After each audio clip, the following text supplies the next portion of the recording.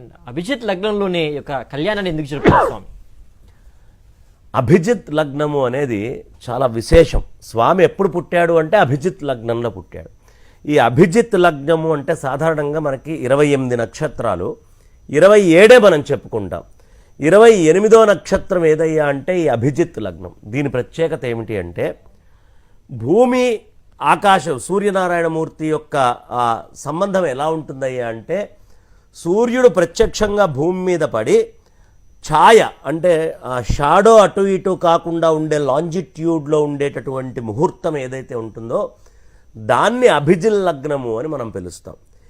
ఇది అభిజిల్ లగ్నం అవడం వల్ల రామచంద్రమూర్తి పుట్టింది ఎక్కడ? రఘువంశంలో పుట్టాడు. రఘువంశము సూర్యనారాయణమూర్తి యొక్క వంశం. సూర్యవంశ రాజులు రామచంద్రమూర్తి.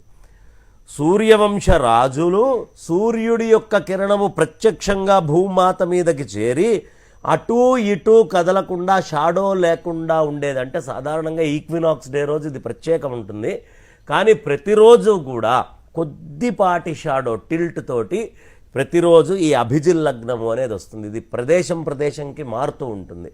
కాబట్టి ఈ అభిజిల్ లగ్నం ఏమిటయ్యా అంటే సౌరశక్తి సూర్యనారాయణమూర్తి భూమి మీదకి ప్రత్యక్షమైనటువంటి ఆ పరమాత్మ రామచంద్రమూర్తి ఉద్భవించినటువంటి సమయము, ఇటు భూదేవి కుమార్తె అయినటువంటి సీతమ్మని చేపట్టడము, అటు సూర్యవంశం నుంచి ఆయన ఉద్భవించాడు అనే విషయం తెలియపరచడం, ఈ రెండు విషయాల్ని మనకి సమన్వయం చేయడం కోసము ఈ అభిజిల్ లగ్నము అనేటటువంటి లగ్నాన్ని అంత విశేషంగా, అంత గొప్పగా, అంత ప్రత్యేకంగా మనం చేసుకుంటూ ఉంటాం. ఆ సమయంలోనే ఆయన వచ్చాడు.